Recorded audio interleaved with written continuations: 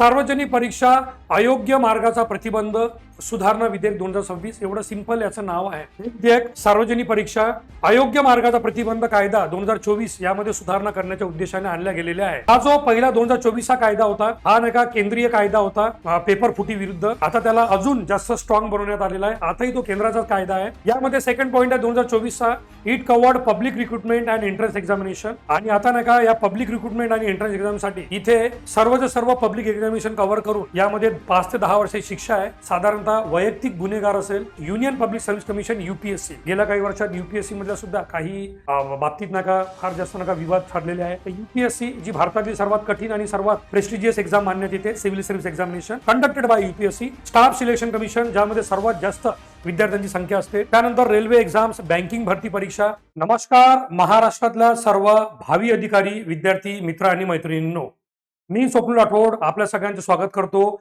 PW MPSC वाला या आपल्या फेवरेट युट्यूब चॅनलवर. विद्यार्थी मित्रांनो, लोकसभेत म्हणजे संसदेमध्ये सरतेशेवटी अँटी पेपर लीक बिल हे संमत करण्यात आलेलं आहे आणि गव्हर्नमेंटने त्यांच्या बाजूने हे दाखवून दिलं की विद्यार्थ्यांना, विशेष करून तरुणांना, ते कोणत्याही क्षेत्रामध्ये किंवा कोणत्याही बाबतीमध्ये विद्यार्थ्यांची किंवा तरुणांची नाराजगी ओढून घेऊ इच्छित नाही किंवा त्यांच्यासाठी हे शासन सदैव तत्पर आहे. आणि त्याचीच एक जंतर मंतरवरच्या आंदोलनाची ऍक्शनची रिॲक्शन म्हणून हे बिल पास झालं अशी सध्या चर्चा आहे. 15 मे 2026 ला नीटचा पेपर फुटला. त्यानंतर अनेक विद्यार्थ्यांमध्ये याचा नाही का एक रोष उफाळून आला. सरतेशेवटी त्याचा रिझल्ट किंवा त्याचा परिणाम म्हणून कॉक्रोच जनता पार्टी एक तयार झाली आणि त्याच्या माध्यमातून जंतर मंतरवर एक भव्य दिव्य आंदोलन झालं. आणि त्या आंदोलनाच्या परिणाम स्वरूपी केंद्रीय शिक्षण मंत्री म्हणजे आता माजी केंद्रीय शिक्षण मंत्री धर्मेंद्र प्रधान यांना राजीनामा द्यावा लागला आणि शेवटी तडकाफडकी या मान्सून सेशनमध्ये हे बिल पास करून नका संमत करण्यात आलं. तर आजच्या व्हिडिओमध्ये आपण बघून घेऊया की परीक्षा सुधारणा विधेयक 2026 नेमकं काय, त्याचं टायटल काय, आणि ऑलरेडी 2024 मध्ये एक अशाच प्रकारचं विधेयक संमत करण्यात आलं होतं, पण त्याला अजून कठोर बनवण्यासाठी किंवा त्याला अजून प्रभावी बनवण्यासाठी त्या विधेयकामध्ये दुरुस्ती करून नंतर काय करण्यात आलं, या 2026च्या विधेयकामध्ये नेमक्या कोणकोणत्या तरतुदी आहे आणि खरोखर यामुळे आता आपल्या देशात नाही का पेपर लीक होणार नाही का किंवा काही महत्वपूर्ण बदल घडतील का, या सगळ्या गोष्टींवर आपण चर्चा करणार आहे. सर्वप्रथम हे जाणून घेऊया विद्यार्थी मित्रांनो की हे जे नवीन विधेयक संमत करण्यात आलेलं आहे याचं नाव काय, परीक्षेच्या दृष्टीने तुम्हाला महत्त्वाचं ठरू शकतं. सार्वजनिक परीक्षा म्हणजेच ऑब्वियस आहे, शासनामार्फत घेण्यात येणाऱ्या सर्व परीक्षा, विशेषतः केंद्र शासनामार्फत घेण्यात येणाऱ्या परीक्षा. सार्वजनिक परीक्षा अयोग्य मार्गाचा प्रतिबंध सुधारणा विधेयक 2026 एवढं सिंपल याचं नाव आहे. हे विधेयक सार्वजनिक परीक्षा अयोग्य मार्गाचा प्रतिबंध कायदा 2024 यामध्ये सुधारणा करण्याच्या उद्देशाने आणल्या गेलेले आहे. कारण 2024 जर विधेयक खरोखर प्रभावी असतं तर आतापर्यंत नीट परीक्षेमध्ये ज्या म्हणजे आरोपींना पकडण्यात आलं किंवा जेरबंद करण्यात आलं किंवा ज्यांच्यावर आरोप आहे सध्या तरी त्यांच्या बाबत नाही का अजूनही कोणती ठोस कारवाई किंवा कठोर कारवाई झालेली नाही. हाच एक नाही का राग तरुणांच्या मनात किंवा कॉक्रोच जनता पार्टीच्या मनात होता की नेमकं विद्यार्थ्यांना पेपर फुटी झाल्यानंतर शासनाकडून तडकाफडकी किंवा फास्ट ऍक्शन कोणती घेण्यात येतं. आणि त्याचमुळे 2024च्या या विधेयकामध्ये सुधारणा करून हा नवीन विधेयक आणण्यात आला. In English the name of the bill is non as public examination. As I said, public word always stands for the government. All the examinations conducted by the government. Public examinations, prevention of unfair means amendment bill 2026, and obviously it is going to replace the 2024 bill. आता या विधेयकामध्ये तरतुदी कोणकोणत्या आहे या जाणून घेऊया, कारण परीक्षेच्या दृष्टीने आणि आपल्या जनरल नॉलेजच्या दृष्टीने सुद्धा हे अत्यंत महत्त्वाचं आहे. The legislation incorporate several significant provisions. या कायद्यात अनेक महत्वपूर्ण तरतुदी आहे, जसं की number 1, stringent penalty such as imprisonment for up to 10 years. 10 वर्षापर्यंतच्या कारावासाची कठोर शिक्षा. मग हा गुन्हा वैयक्तिक म्हणजे एका व्यक्तीने केलेला असो किंवा तो संघटित असो, पण त्यांना 10 वर्षापर्यंतच्या कारावासाची कठोर शिक्षा. सोबत आहे fine up to 10 crore rupees, 10 कोटी रुपयापर्यंतचा दंड लागू शकतो. 10 कोटी रुपयापर्यंतचा म्हणजे तो 10 कोटी मॅक्झिमम आहे, तोपर्यंत दंड. आणि the seizure of properties of convicted offenders. जे काही याच्यामध्ये एक सिंगल व्यक्ती असेल किंवा अनेक लोकांचा याचा समूह असेल, जेवढेही व्यक्ती म्हणजे नागरिक यामध्ये दोषी आणि गुन्हेगार आढळतील, त्यांची दोषी ठरलेल्या गुन्हेगारांची मालमत्ता जप्त करणे. आणि ऑब्वियस आहे संघटित गुन्हे म्हणजे जिथे एकापेक्षा जास्त व्यक्ती किंवा कधी कोचिंग क्लासेस किंवा काही अनेक लोक यात इन्व्हॉल्व असतील, म्हणजे एकापेक्षा जास्त सदस्यांच्या यात इन्व्हॉल्वमेंट असेल, त्याला म्हणतात संघटित गुन्हेगारी, ऑर्गनाइज क्राईम. तर या विधेयकात त्यांना 7 वर्षाची शिक्षा आणि 10 कोटी रुपयापर्यंतची दंडाची तरतूद आहे. अशा प्रकारे म्हणजे विधेयक प्रथम श्रेणी बघता खरोखर फार प्रभावी वाटतं, की 10 कोटी रुपयापर्यंत दंड आहे, 7 कोटी रुपयापर्यंतचा नाही का 7 वर्षाची शिक्षा आहे. आणि जर आपण नाही का बघितलं तर नाही का 10 वर्षापर्यंत वैयक्तिक म्हणजे वैयक्तिक समजा गुन्हा असेल तर 10 वर्षापर्यंतची शिक्षा, आणि संघटित असेल तर 7 वर्षापर्यंत शिक्षा आणि 10 कोटी रुपयापर्यंत दंड, आणि मालमत्ता सुद्धा जप्त. म्हणजे कोणत्याही व्यक्तीच्या मनात एक नका ही धास्ती किंवा धडकी भरू शकते का, की कारण नका तिसरा जो पॉईंट आहे याच्यामध्ये, की त्या गुन्हेगारांची मालमत्ता सुद्धा जप्त केल्या जाऊ शकते. हा एक पॉईंट प्रभावी ठरू शकतो. अन्यथा म्हणजे एखादा व्यक्ती किंवा एखादा गुन्हेगार 7 वर्षाची शिक्षा किंवा 10 कोटीचा दंड याला घाबरून जाईल. सध्या तरी भारतामध्ये अशी परिस्थिती नाही आहे, टू बी ऑनेस्ट. त्यानंतर खटल्याचा जलद निपटारा सुनिश्चित करण्यासाठी कायद्यानुसार प्रत्येक राज्य सरकार आणि केंद्रशासित प्रदेश प्रशासनावर दैनंदिन सुनावणीसाठी म्हणजे फास्ट ट्रॅक न्यायालय स्थापन करण्यात येईल. यासाठी स्वतः पंतप्रधान नरेंद्र मोदी यांनी मध्यरात्री एक व्हिडिओ पोस्ट केला होता. त्या व्हिडिओची चर्चा पण फार जास्त झाली होती. त्या व्हिडिओ नंतर फॉलोवर किंवा त्या व्हिडिओवर कमेंट किंवा जे काही असेल, पण इंस्टाग्रामवर तो व्हिडिओ आल्यानंतर पंतप्रधान मोदी यांनी स्वतः म्हटलं होतं की फास्ट ट्रॅक न्यायालय स्थापन करण्यात येईल. आणि या फास्ट ट्रॅक न्यायालयाचं वैशिष्ट्य म्हणजे सुनावणी दैनंदिन होणार, डेली बेसिसवर सुनावणी होणार, त्यामध्ये कोणताही गॅप पडणार नाही. हे स्थापन करणं बंधनकारक करण्यात आलेलं आहे. आता हे राज्य सरकार आणि युनियन टेरिटरीवर बंधनकारक कायदेशीर बंधनकारक आहे, आणि सुनावणी दैनंदिन होणार आहे. या दोन गोष्टी योग्य वाटतात, की लवकरात लवकर नका त्या खटल्याचा निर्णय आला पाहिजे. कारण justice delayed is justice denied या म्हणीप्रमाणे अनेक वेळा असं होतं की आई वडील किंवा पॅरेंट्स किंवा विद्यार्थी त्या खटल्याच्या निर्णयाची वाट बघत बघत तो एक वेळ निघून जातो. त्यानंतर त्यांना त्या खटल्यामध्ये आणि त्या निकालामध्ये सुद्धा काही म्हणजे रस राहत नाही. तसेच या कायद्यात अशी तरतूद आहे की पोलीस ठाण्यात माहिती नोंदवल्याच्या तारखेपासून म्हणजे FIR फर्स्ट इन्फॉर्मेशन रिपोर्ट नोंदवल्यापासून 2 महिन्याच्या आत गुन्ह्याचा तपास पूर्ण केला जाणं आवश्यक आहे. ही मात्र आवश्यक अट आहे, इथे बंधनकारक करता येत नाही. कारण अनेक वेळा पोलिसांना सुद्धा तपास करताना अनेक अडचणी येऊ शकतात, त्या फिजिकली असो, जॉग्राफिकली असो किंवा टेक्निकली असो. आणि त्यामुळे आवश्यकता सांगितलेली आहे की ज्या तारखेला गुन्हा नोंदवलेला आहे त्या तारखेपासून 2 महिन्याच्या आत गुन्ह्याचा तपास पूर्ण केला पाहिजे. आता एक नजर टाकूया 2024 आणि 2026च्या विधेयकामध्ये काय म्हणजे नेमका डिफरन्स काय आहे. 2024 मध्ये त्या कायद्याचं नाव जे आहे आणि तेच 2026च्या कायद्याचं नाव आहे सेम टू सेम, फक्त 2024च्या ऐवजी 2026 आहे. नेम सेम आहे, public examination prevention of unfair means. हा जो पहिला 2024चा कायदा होता, हा नाही का केंद्रीय कायदा होता पेपर फुटी विरुद्ध. आता त्याला अजून जास्त स्ट्रॉंग बनवण्यात आलेला आहे. आताही तो केंद्रीय म्हणजे केंद्राचा कायदा आहे. यामध्ये सेकंड पॉईंट आहे 2024चा, it covered public recruitment and entrance examination. आणि आता नाही का या पब्लिक रिक्रुटमेंट आणि एंट्रन्स एक्झामसाठी इथे सर्वच्या सर्व पब्लिक एक्झामिनेशन कव्हर करून यामध्ये 5 ते 10 वर्षाची शिक्षा आहे. साधारणतः वैयक्तिक गुन्हेगार असेल आणि संघटित गुन्हेगार असेल तर नका ती जी कारावासाची शिक्षा आहे ती बदलते. परंतु जिथे नका पहिले फाईन 50 लाख रुपयापर्यंतचा होता, आता तो आता नका म्हणजे वाढून नका 10 कोटी रुपयापर्यंत करण्यात आले. म्हणजे 50 लाखापर्यंत पासून तर 10 कोटी रुपयापर्यंतचा दंड असू शकतो. आणि पनिशमेंट नका 3 ते 5 वर्षाची होती ती वाढून आता 7 वर्षाची करण्यात आलेली आहे. एवढंच नाही तर पहिले नका म्हणजे यासाठी नका इंडिव्हिज्युअल फाईन जो होता 10 लाख रुपयाचा हा सुद्धा आता कोटीवर नेण्यात आलेला आहे. आणि 2026च्या या कायद्यामध्ये फास्ट ट्रॅक कोर्ट्स आता आपण बघितल्याप्रमाणे स्वतः मोदी यांनी सांगितल्याप्रमाणे, आणि त्यानंतर नका फास्ट ट्रॅक कोर्टची दैनंदिन सुनावणी हा एक पॉईंट फार इथे महत्वाचा आहे, विद्यार्थी मित्रांनो लक्षात घ्या.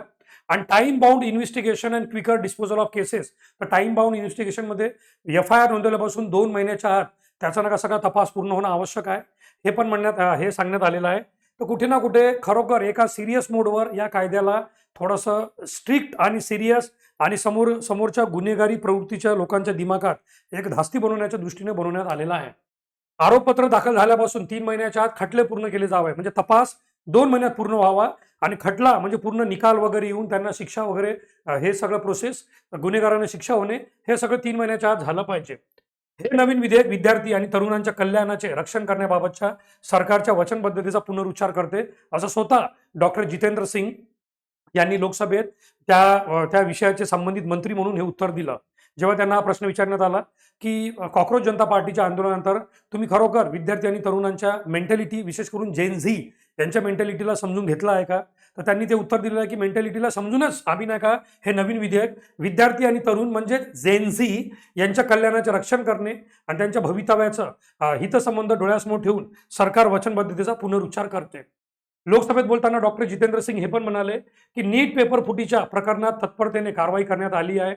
आता ही तत्परतेने कारवाई म्हणजे सुरुवातीला तर नाही का म्हणजे राजीनामा येण्यात थोडासा वेळ झाला असेल किंवा नाही असेल ही नंतरची गोष्ट आहे. परंतु काँग्रेस जनता पार्टी आणि त्यानंतर आंदोलन, मग आंदोलनानंतर तडकाफडकी नाही का केंद्रीय शिक्षण मंत्री माजी धर्मेंद्र प्रधान यांचा राजीनामा, मग स्वतः पंतप्रधान मोदी यांचा इंस्टाग्रामवर बॅक टू बॅक 2 व्हिडिओज, त्यामध्ये झेनझी यांना विश्वास देण्याचा प्रयत्न करण्यात आला की आम्ही तुमच्यासाठीच नका कटिबद्ध आहोत, वचनबद्ध आहोत तुमच्या भवितव्यासाठी. आणि तत्परतेने कारवाई करण्यात आल्याचं अजून एक एक्झाम्पल की लागलीच हा कायदा लागू करण्यात आला. मान्सून सेशनमध्ये सुरुवातीला ज्याला प्राधान्य देण्यात आलं. 2024 मध्ये पेपर फुटी विरुद्ध कायदा लागू झाल्यापासून 52 FIR दाखल करण्यात आलेल्या आहे, ही सुद्धा माहिती देण्यात आली. म्हणजे विचार करा विद्यार्थी मित्रांनो, ही माहिती जेवढ्या इमानदारीने लोकसभेत देण्यात आली यावरून विचार करण्यासारखी गोष्ट आहे की 2024 पासून पेपर फुटी विरुद्ध कायद्यात आतापर्यंत 52 FIR झालेले आहे.